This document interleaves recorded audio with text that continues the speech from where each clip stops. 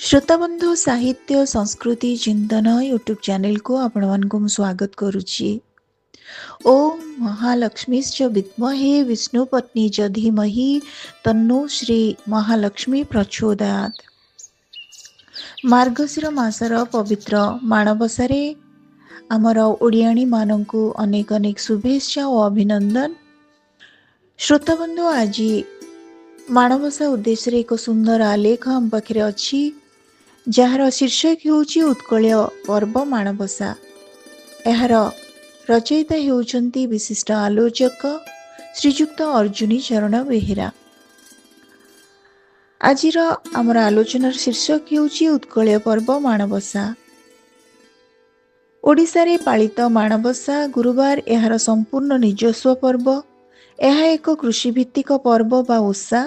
एही ओषारे धनदात्री माँ लक्ष्मी को गृहर धन धान्य वृद्धि निमंते पूजा अर्चना करा जाइथाए। महालक्ष्मी होचंती धनदात्री देवी। लक्ष्मींकर दया हेले मनीष अमाप ऐश्वर्य प्राप्त होइथाए। पुराण कथा अनुजाई देव असुर मिसी सागर मंथन करथिले। मंथनरु 14 गोटी रत्न सहित उत्थिता होइथिले माँ महालक्ष्मी। सागर मंथनरु माँ महालक्ष्मी का आविर्भाव श्रीमद् भागवत रे चमत्कार भावरे वर्णना करा जाइछि। असुरे मने दुख भरी पुणी मंथिले गिरी धरी। अमृत शुभ लग्न बेले लक्ष्मी उठिले महाजले।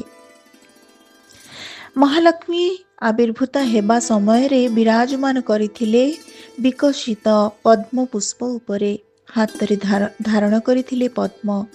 महर्षिगण श्री सूक्तरे तांकर स्तुतिगान करुथिले। 2 गोटी श्वेत हस्ती तांक शिररे पवित्र जल ढाली अभिषेक करुथिले। विश्वकर्मा सजाई देथिले नाना आभूषण। श्री लक्ष्मी श्री विष्णुंक कुलमंडन करिथिले देवगणंक सम्मुखरे।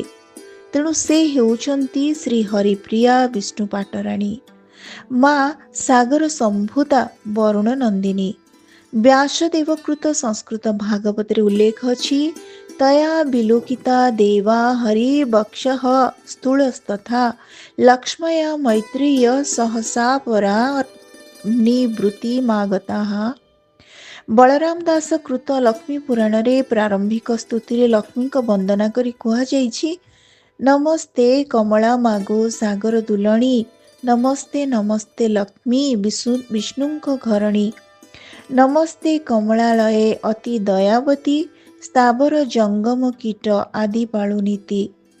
तंत्र शास्त्र मतरे श्री लक्ष्मी श्री सरस्वती श्री अंबिका माँ पार्वती होउछंती एक एवं अभिन्न। 10 महाविद्या तत्वरे माँ लक्ष्मी होउछंती कमला। लक्ष्मींकर अनेक नाम अछि। अमर सिंह अंक अमरकोशरे लक्ष्मी का नाम वर्णना करी श्लोक रही। लक्ष्मी पद्मालया पद्मा कमला श्री हरिप्रिया इंदिरा लोक माता माँ क्षीराब्धि तनया रमा भार्गवी लोक जननी क्षीर सागर कन्यका। शास्त्र मते श्री महालक्ष्मी तिरोभाव सृष्टि स्थिति संहार एवं अनुग्रहकारिणी देवी। प्रत्यय हिंदू माने माँ लक्ष्मी का पूजा करिथांती। एहा छड़ा केतेक विशेष तिथि रे माँ का स्वतंत्र पूजा अनुष्ठित हुए। आम ओडिशा रे लक्ष्मी पूजा कुमार पूर्णिमा रे अनुष्ठित हेउथिला बेले अन्यान्य स्थान रे दीपावली दिन महालक्ष्मी का पूजा अनुष्ठित हुए। ओडिशा रे किंतु श्री लक्ष्मी का पूजार स्थान स्वतंत्र। ओडियार प्राणर ठाकुर महाप्रभु बलियार भुज श्री जगन्नाथंकर माँ लक्ष्मी होउछंती शक्ति स्वरूपिणी तांकर अर्धांगिनी। श्री मंदिर श्रींक नाम रे नामित। माँ लक्ष्मी होउछंती श्री और श्री मंदिरर मालिकाणी। पुरी श्री मंदिर परिसर रे रहिछि मांकर स्वतंत्र मंदिर। समग्र ओडिया जातिर माँ होउछंती माँ लक्ष्मी। मृण्मयी महालक्ष्मी पूजा कुमार पूर्णिमा रे एवं दीपावली रे हेउथिले हे मार्गशीर मास गुरुवार रे धान माण रूपे मांकर पूजा ओडिशार निजस्व संस्कृति।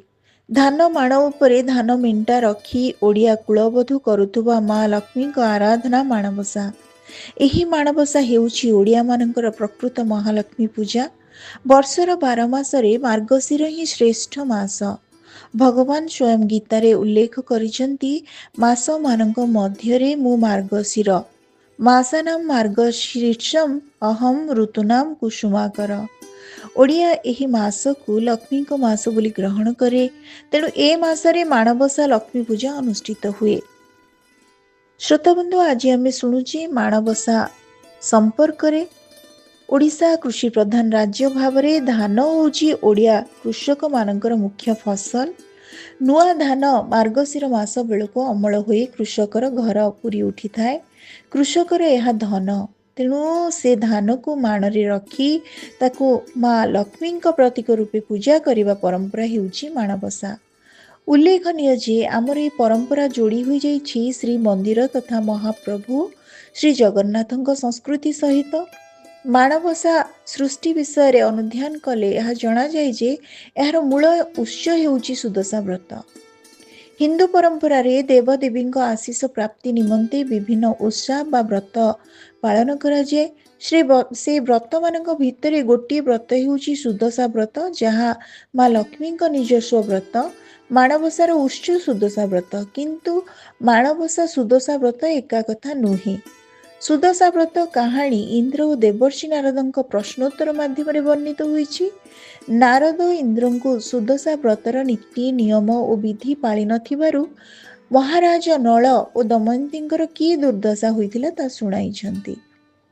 ସୁଦଶା ବ୍ରତର ନିୟମାନୁସାରେ ଯେଉଁ ଗୁରୁବାର ଶୁକ୍ଳ ଦଶମୀରେ ପଡ଼େ ତାହା ସୁଦଶା ବ୍ରତ ହୋଇଥାଏ। ଯେଉଁ ମାସ ହେଉନା କାହିଁକି, କିନ୍ତୁ ମାଣବସା କେବଳ ମାର୍ଗଶିର ମାସରେ ହୁଏ। ଏହି ବ୍ରତରେ ଘରଦ୍ୱାର ଲିପାପୋଛା କରି ଗୃହିଣୀମାନେ ଝୋଟି ପକେଇଥାନ୍ତି। ଝୋଟିରେ ଶ୍ରୀଲକ୍ଷ୍ମୀଙ୍କ ପାଦ ଅଙ୍କିତ ହୁଏ। ଏଥିରେ ଲୋଡ଼ା 10 ପ୍ରକାର ଫଳ, 10 ପ୍ରକାର ଧଳା ଫୁଲ, 10ଟି ମଣ୍ଡା ପିଠା। ବ୍ରତରେ 10 ଗୋଟି ଗଣ୍ଠି ପକେଇ ଗୃହିଣୀମାନେ ଏହାକୁ ବାହୁରେ ଧାରଣ କରିଥାନ୍ତି।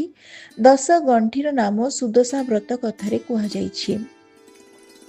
ପ୍ରଥମ ଗଣ୍ଠିର ନାମ ଲକ୍ଷ୍ମୀ ନାରାୟଣୀ, ଦ୍ୱିତୀୟ ଗଣ୍ଠିର ନାମ ହେଲା କମଳିନୀ, ତୃତୀୟ ଗଣ୍ଠିର ନାମ ହରିହର ପ୍ରିୟା, ଚତୁର୍ଥ ଗଣ୍ଠିର ନାମ ଅଟେ ପଦ୍ମାଳୟା, ପଞ୍ଚମ ଗଣ୍ଠିର ନାମ ଅଟଇ କମଳା, ଷଷ୍ଠ ଗଣ୍ଠିର ନାମ ଯେ ହୋଇଲା ଚଞ୍ଚଳା, ସପ୍ତମ ଗଣ୍ଠିର ନାମ ଅଟେ ବିଘ୍ନସିନୀ, ଅଷ୍ଟମ ଗଣ୍ଠିର ନାମ ସିନ୍ଦୁର ଦୁଲଣୀ, ନବମ ଗଣ୍ଠିର ନାମ ଦୁର୍ଗତି ନାଶିନୀ, ଦଶମ ଗଣ୍ଠିର ନାମ ବିଷ୍ଣୁ ପାଟରାଣୀ। ଏହି ସୁଦଶା ବ୍ରତର କଥାକୁ ନେଇ ସୃଷ୍ଟି ହୋଇଛି ମାଣବସା। ମାଣବସା ପରମ୍ପରା କବି ବଳରାମ ଦାସ ବିରଚିତ ଲକ୍ଷ୍ମୀ ପୁରାଣର ଓଡ଼ିଆ ସଂସ୍କୃତିକୁ ଦାନ ବୋଲି ନିଃସନ୍ଦେହରେ କୁହାଯାଇପାରେ। ବଳରାମ ଦାସଙ୍କ ଲକ୍ଷ୍ମୀ ପୁରାଣକୁ ଆଧାର କରି ମାଣବସା ଦୀର୍ଘ 500 ବର୍ଷ ଧରି ଓଡ଼ିଶାରେ ଖ୍ୟାତି ଲାଭ କରିଛି ଏବଂ ଏକ ସୁସ୍ଥ ତଥା ସୁଦୃଢ଼ ପରମ୍ପରାରେ ପରିଣତ ହୋଇଛି। ଏହା ଭାବିଲେ ଆଶ୍ଚର୍ଯ୍ୟ ଲାଗେ, ଜଣେ କବିଙ୍କ ଲେଖନୀ ପ୍ରସୂତ ଗୋଟିଏ କଥାକୁ ନେଇ କିପରି ଗୋଟିଏ ପରମ୍ପରା ସୃଷ୍ଟି ହୋଇପାରେ। କେହି ଯଦି ପ୍ରଶ୍ନ କରେ ଲକ୍ଷ୍ମୀ ପୁରାଣ ପ୍ରଥମ ନା ମାଣବସା ପ୍ରଥମ, ସ୍ପଷ୍ଟ ଭାବରେ ଉତ୍ତର ଆସିବ ଲକ୍ଷ୍ମୀ ପୁରାଣ ପ୍ରଥମ। ସୁଦଶା ବ୍ରତ କଥାର ସ୍ରଷ୍ଟା କିଏ ଜଣାପଡ଼େ ନାହିଁ, କିନ୍ତୁ ତିଳେ ମାତ୍ର ଏଥିରେ ସନ୍ଦେହ ନାହିଁ ଯେ କବି ବଳରାମ ଦାସ ପଞ୍ଚଦଶ-ଷୋଡ଼ଶ ଶତାବ୍ଦୀରେ ଏହି ଲକ୍ଷ୍ମୀ ପୁରାଣ ରଚନା କରିଛନ୍ତି। ଏହି ପୁରାଣର ଶେଷରେ ଉଲ୍ଲେଖ ଅଛି, ଲକ୍ଷ୍ମୀଙ୍କ ପୁରାଣ ଏହୁ ସମ୍ପୂର୍ଣ୍ଣ ହୋଇଲା, ଭାବେ ବଳରାମ ଦାସ ଗୀତରେ କହିଲା। ମାତ୍ର 500 ଗୋଟିଏ ପଦ ବିଶିଷ୍ଟ ଏହି କ୍ଷୁଦ୍ର ଗ୍ରନ୍ଥର ଆବେଦନ ଯେ ଏହା ଏକ ସୁସ୍ଥ ଓ ସୁଦୀର୍ଘ ପରମ୍ପରା ସୃଷ୍ଟି କରିପାରିଛି। ଶ୍ରୀଲକ୍ଷ୍ମୀ ଶ୍ରୀ ମହାଲକ୍ଷ୍ମୀ କ୍ଷୀର ସାଗର କନ୍ୟକ ଉତ୍ତିଷ୍ଟ ହରି ସମ୍ପ୍ରୀତେ ଭକ୍ତାନାଂ ଭାଗ୍ୟଦାୟିନୀ।